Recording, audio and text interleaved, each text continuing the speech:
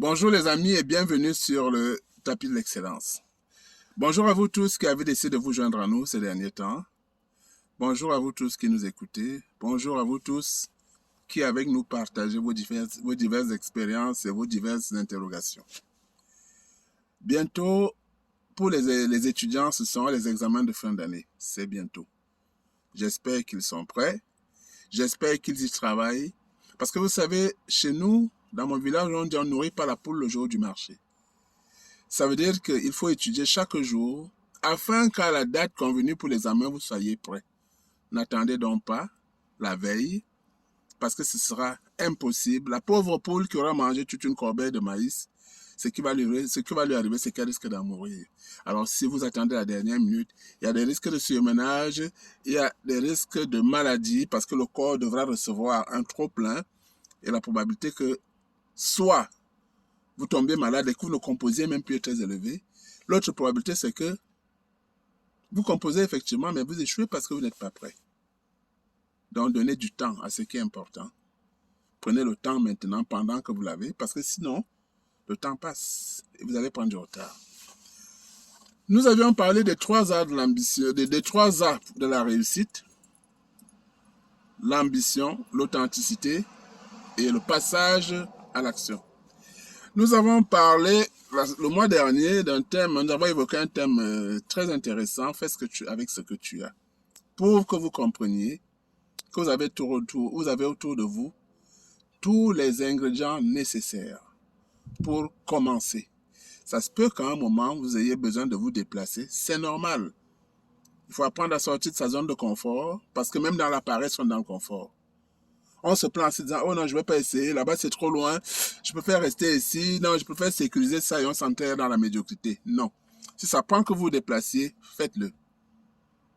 Faites-le. Il n'y a pas de problème. L'essentiel, c'est de garder le cap, de savoir vers là où on va, parce qu'il s'agit de magnifier ce qu'on a de meilleur pour impacter positivement sa propre vie, la vie de son entourage et finalement la vie de la société en général. Ce mois, nous revenons avec un autre thème. Fais ta part. C'est un impératif. Fais ta part. Et à ce sujet, l'actualité nous interpelle. Nous avons nos sœurs camerounaises qui sont allées dans des pays du Golfe se livrer à des activités déshumanisantes. Je tiens d'abord à vous dire que ça me met très en colère contre elles. Ça me met très en colère contre nous tous. Parce que cette histoire, aussi terrible et humiliante soit-elle, dans cette histoire-là, collectivement, nous sommes concernés, nous sommes responsables. Quand je dis fais ta part, effectivement, fais ta part. Beaucoup de ces gens qui sont partis disent « je vais au front, je vais chercher l'argent ». Et à ce niveau, je me souviens d'une chose. Ma grand-mère me disait tout le temps, parce que ma grand-mère, c'était une mafou. C'était une princesse de sang. Si j'ai du sang bleu aujourd'hui, je le tiens de cette lignée-là. Et elle me disait tout le temps, souviens-toi, souviens-toi. Nous, dans la vie, ce n'est pas l'argent à tout prix. Ça, je n'ai jamais oublié. Vous comprenez, quand j'ai parlé d'argent dernièrement, je ne l'ai pas pris. Ce n'était pas une vue de l'esprit. C'est mon éducation. Vraiment, c'est mon éducation.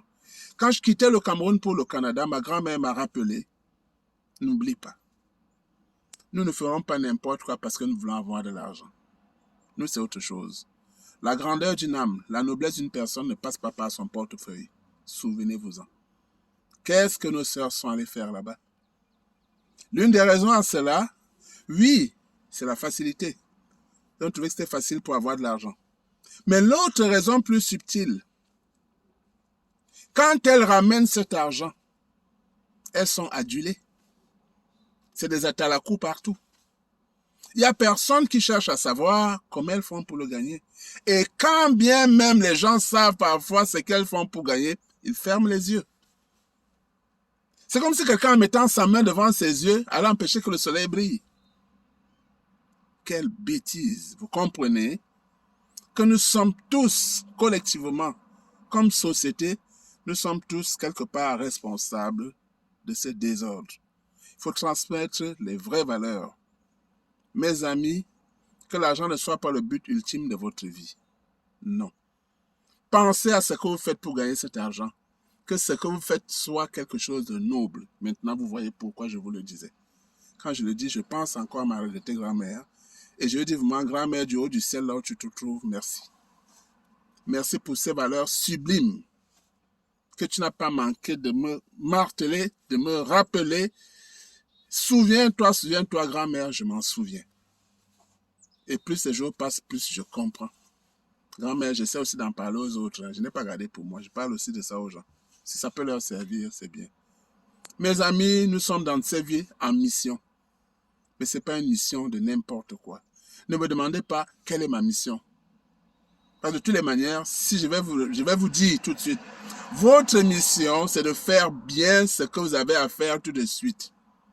Qu'avez-vous à faire qui soit utile, qui soit beau, qui soit grand, c'est-à-dire que mettez de la noblesse là-dedans. Qu'est-ce que vous êtes en train de faire de noble? Faites-le bien. Faites-le du mieux que vous pouvez. Voilà votre mission. Mes amis, mon ami, toi qui me regardes maintenant, fais ta part. Parlons-en à la fin de cette semaine, détaillons cela un peu mieux. Sur ce, je vais vous quitter en vous disant à très bientôt. Sur le tapis de l'excellence, bien sûr. Bye bye.